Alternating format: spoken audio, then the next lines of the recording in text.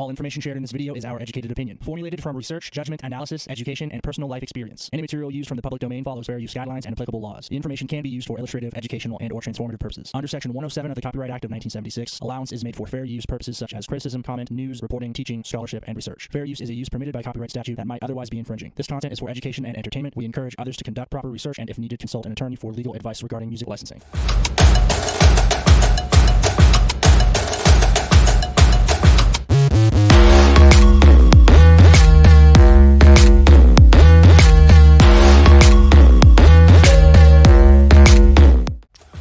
Welcome to SyncRiffs podcast. My name is Charles Levan, a sync agent from Blue Buddha Entertainment here in Los Angeles. Joining me is my co-host Chase Walker and also indie blues rock artist. How's it going, Chase? Good. Happy to be here, man.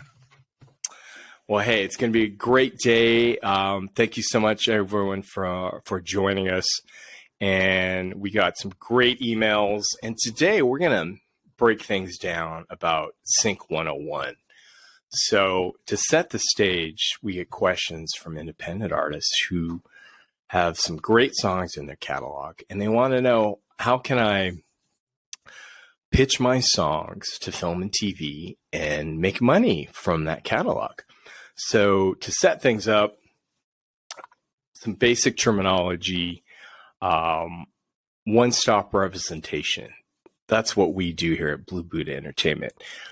We work with independent artists who own their music. And when we pitch and clear tracks, we have to represent both the master and the publishing. And that model is referred to as one-stop representation. And as an independent artist, you own both sides to that composition. And when I was at Capitol Records in the 90s, the example would be Bad to the Bone by George Thorogood. Capitol owned the master. EMI Music Publishing had the publishing rights. So the sync department there would pitch it to, say, a Sopranos episode, place that song for a license fee that was quoted. It would be approved, and then once that song aired, we would get confirmation. They would get confirmation. So that is, in essence, in simple terms, sync exploitation of songs that an artist owns. And there's some wrinkles to that as well. And Chase can talk about, if you have co-writers, how that might change things, because as a sync agent, we're responsible for clearing 100% of a song. You can have a song that has multiple co-writers, and a key point there is, ownership. Everything has to add up to 100% on the writer and publishing side. So with that, I set this table on stage, and Chase can talk about the importance of when we vet tracks from an artist. 100%. So, to break it down, to boil it down, the sync licensing industry is the bridge between the music industry and the film entertainment industry. Well, that expands into TV shows and video games and advertisements and the like. Basically, any kind of music that's getting synchronized to an audio visual medium that's not live theater performances. That's a whole different thing. Now, when we're talking about that, the film entertainment industry is quite a bit different from the standard music industry that many independent artists may be familiar with, even the independent indie artist music industry. And in that, it's not only massively more funded, in the sense that a lot of the budgets and the revenue streams are coming in from the film industry, which is funded by major corporation advertising investments and those things. But it's also a far greater subdivided bureaucratic hierarchy of things that need to be approved and sent to new people.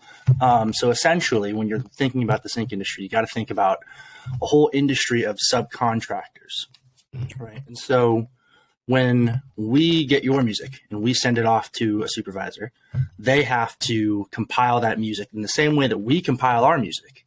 They compile their own playlist of music and they send it off to the showrunner or the producer or the director, or maybe even a whole, group of people who decides together on what's going to be the final placement. So why all of that's important? Well, when you are putting together your catalog, you need to make sure that you have full, unhindered, one-stop rights to license that music and be the sole person that gets to say yes or no to a license.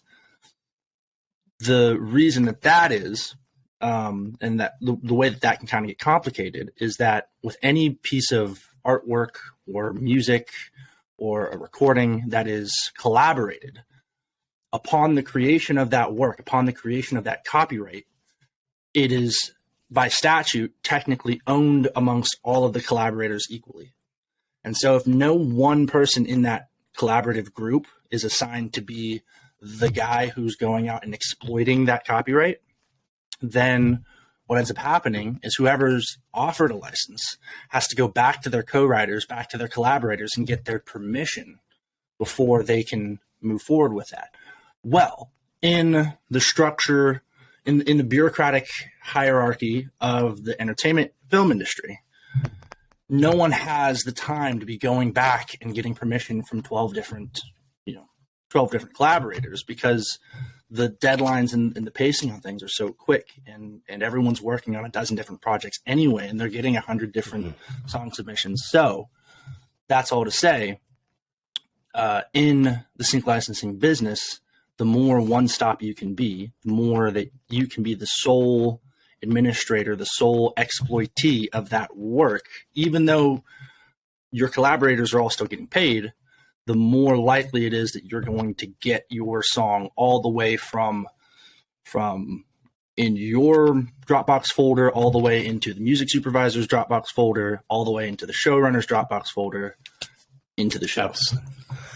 Well summarized. I mean, one-stop rep, as Chase broke down, expedient time, clearing the track, and that dovetails why music soups and the studios, they prefer going through working with the sync agent, because we're vetted.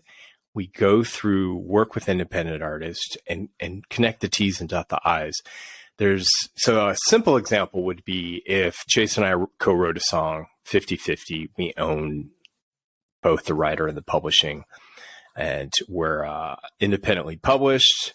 So we would register that song through a PRO. And as far as the master goes, say we recorded in Chase's studio, so we own the masters outright. One good wrinkle and an example to share would be, let's say Chase went down and there was a larger studio that recorded the master. Do you want to talk about, Chase, in that case, say someone funded recording your master, the rights might be 50-50 between yourself and the studio? Yeah, well, with any collaborative project, there's no standardized way that anything gets split. It's all dependent on the negotiation. However, with a master recording, say you go into a studio and you have a deal with a record label and they pay for it outright, and you just to go into the studio and make a record on their dime, right? Technically speaking, if you don't sign anything with them that says that you own part of what you're creating, they're the ones who paid for it. They're the ones that own it. You know what I mean? And the same is true if, say, you're your own producer and you make your own music, but then you have musicians come in to play certain parts on the record. Well, again, if you don't sign anything that says that you own 100% of it or that you're splitting it in any particular way, it's assumed in a court of law that you split it equally, right? So you can kind of think of everything for the master recording and all the collaborative efforts that happen there in the same sense of a co-write, where, you know, if you're writing a song with someone and you don't say, okay, well, I came to the table with more of this song. I want to take 75% if you're cool with taking 25%. If you don't say that, technically you're both getting 50, because no one's going to fight that battle for you. That's a great point, Chase. And that's something, we'll work with a lot of independent artists who may not have a manager. So these are things that when we do deals with our independent artists, we'll walk them through, because it's important. And Chase, you're in the studio, you're working, doing collabs, and above all is, putting something in writing. It could be a simple one pager, all the parties identified, agree to on this date, mutual agreement that it's a 50-50 split of the master, 50-50 of the writing and the publishing. Everybody signs it, and that document, everyone has a copy. So there's full transparency. And that just legally protects all parties. So that way, if you're an independent artist and you decide that you're going to work with a sync agent, everything's been papered. It's not a handshake deal, because I've seen cases where things happen. Artists record tracks, they break up, there might be some bad, harsh feelings, and the songwriter, the singer, the lead person continues on trying to pitch those songs, and without previous approvals. And the quagmire, the biggest thing, if nothing's in writing, time passes, people forget. And especially if it's a bad breakup between band members, then it can get litigious. So these are things that why the studios trust what we do. I mean, Music Soups and studio execs can get music from anywhere. There's not a shortage of music, but a key point is the needs of the supers at that time, and also clearing the song. If they trust an artist and take their word for it, sure, it might work out, but there could be underneath, you pull the cover up on the car, like, oh, whoa, there's 5 co-writers. One co-writer is administered by a major publisher. Uh-oh, it blows up the budget. Everyone has mud on their face. So that's what the benefit of working with an agent who will vet all your tracks and ensure will market your songs the right way. And that's a great segue is in the next podcast, to give a sneak preview, we're going to talk about the art of the pitch, what we do on a day-to-day basis. There's something called a music brief that I shared, sent to us by the Music Soups. And on the next episode, we'll talk about how that works. So if you're an indie artist working with us, we're actively pitching your songs in that space. And with that, I think a good segue is monetization. Chase, say you have 50 tracks in your catalog. You work with a Blue Buddha agent. So if you want to walk us through the commissions, we can talk about commissions and the performance income. That's the mailbox money. It's, a lot of people, yeah. Yeah. So with Sync, you have essentially three kinds of payouts. 2 get paid out at the same time, and then the third is a back end royalty. So your first 2 are your master use royalty for the sync license, and the second is the publishing use royalty for the sync license. And so then in the sync space, the terminology for that is aside. So if they're talking, 5,000 for a placement aside, that is 5,000 for the master, 5,000 for the publishing. Most of the time these days, a lot of the deals are all in, so that's not necessarily something to worry about. But essentially, those 2 licenses come in as your upfront sync license. That's what they paid you just to agree to let them use the song in the production in the show or the film or whatever it may be in the first place. Then once the placement starts airing, you then get what's called a performance right, because on that show or that advertisement or that film, it is by statute considered a public performance. And so for that, at each time that show airs, the production company will send a royalty to whatever PRO that song's registered to for however many times it's aired, however many views it's gotten.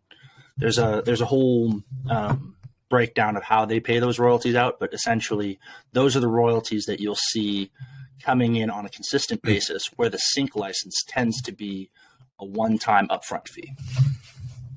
Yeah, and it's, the terminology that we like to use, and it's true to heart, is, mailbox money. That ain't, you take the perfect example of a Grey's Anatomy, a huge syndicated show airing in 50 plus countries. You have reruns, especially if it's a big use of a montage use or a theme song. And all that adds up, that formula of what you get paid on the back end. And then it's paid out quarterly. And we call that mailbox money. And so that's what we live for as an agent pitching in indie arts in those types of mediums. What else? You talked about, aside.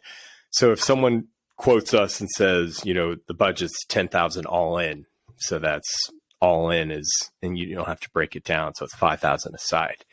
So those are great examples. And then something to segue terminology wise, the rights when we sync a song for television. A good example is the acronym AMXT.